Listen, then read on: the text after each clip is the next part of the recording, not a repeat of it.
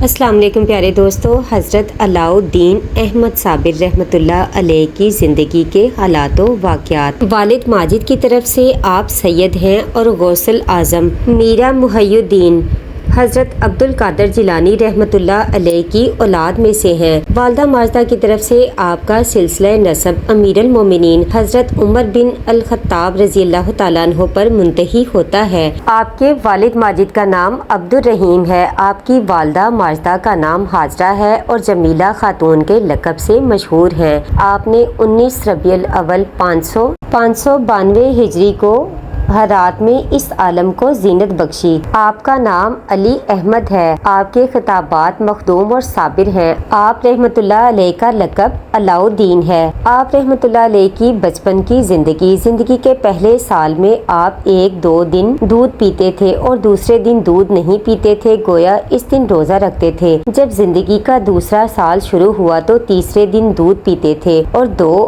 روزہ دودھ نہیں پیتے تھے، گویا 2 دن روزہ رکھتے تھے۔ جب آپ 2 سال کے ہو گئے تو دودھ پینا چھوڑ دیا۔ جب چوتھا سال شروع ہوا اور آپ کی زبان کھلی تو سب سے پہلا کلمہ جو آپ کی زبان مبارک سے نکلا وہ یہ تھا، اللہ کے سوا کوئی معبود حقیقی نہیں۔ آپ جب 6 سال کے ہوئے کھانا پینا برائے نام رہ گیا، رات کا زیادہ حصہ عبادت میں گزارنے لگے۔ جب 7واں سال شروع ہوا تو آپ نے تہجد پابندی سے پڑھنا شروع کیا۔ 5 سال کی عمر میں 17 ربیع الاول 597 ہجری کو والد ماجد کا سایہ آپ کے سر سے اٹھ گیا۔ آپ کی ابتدائی تعلیم و تربیت اپنے والد ماجد کے سائے میں ہوئی۔ والد کے انتقال کے بعد آپ کی والدہ ماجدہ نے آپ کی تعلیم و تربیت پر کافی توجہ دی۔ عجودہن میں آپ کی تعلیم و تربیت حضرت بابا فرید الدین مسعود گنج شکر رحمۃ اللہ علیہ کی نگرانی میں ہوئی۔ عربی فارسی کے علاوہ آپ نے فقہ، حدیث، تفسیر، منطق، موافی وغیرہ میں دستگاہ حاصل کی۔ آپ اپنی والدہ کے ساتھ عجودہن آئے اور آپ اپنے ماموں حضرت بابا فرید الدین مسعود گنج شکر رحمۃ اللہ علیہ کے پاس رہنے لگے۔ حضرت بابا فرید الدین گنج شکر رضی اللہ تعالیٰ عنہ نے لنگر تقسیم کرنے کی خدمت آپ کے سپرد فرمائی۔ آپ نے 12 سال کے عرصہ میں کچھ نہیں کھایا۔ حضرت بابا صاحب کو جب یہ معلوم ہوا تو انہوں نے فرمایا، علاؤالدین احمد صابر ہیں۔ اس روز سے آپ صابر کے خطاب سے مشہور ہو گئے۔ آپ کی والدہ عجودہن میں کچھ عرصہ قیام کر کے ہرات چلی گئی تھی۔ ہرات سے پھر عجودہن واپس تشریف لائیں اور 2 محرم 614 ہجری کو انتقال فرمایا۔ حضرت بابا فرید الدین مسعود گنج شکر رحمۃ اللہ علیہ نے آپ کو بیعت سے مشرف فرمایا اور 14 ذی الحج 650 ہجری کو خرقہ خلافت عطا فرمایا۔ دہلی کی ولایت آپ کے سپرد فرمائی کہ دہلی جانے سے قبل ہانسی جا کر حضرت جمال الدین سے خلافت نامہ پر مہر لگوائیں اور پھر دہلی چلے جائیں۔ ہانسی پہنچ کر آپ حضرت جمال الدین کی خانقاہ میں چنڈول پر سوار داخل ہوئے، خانقاہ میں چنڈول سے اترے۔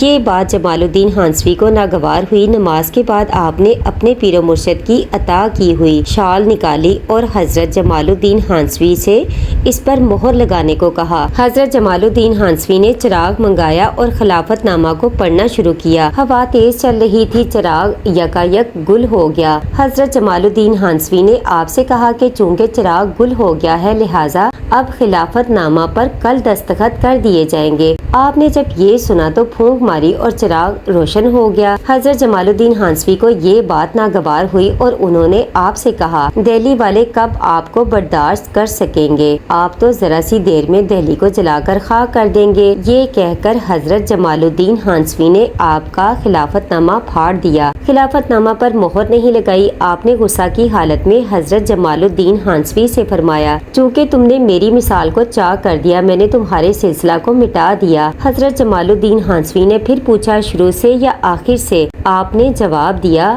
از اول شروع سے۔ آپ عجودہن واپس آئے اور سارا ماجرا حضرت بابا صاحب کے گوش گزار کیا۔ حضرت بابا فرید الدین رحمۃ اللہ علیہ نے فرمایا، جمال کے پارا کیے ہوئے کو فرید نہیں سی سکتا۔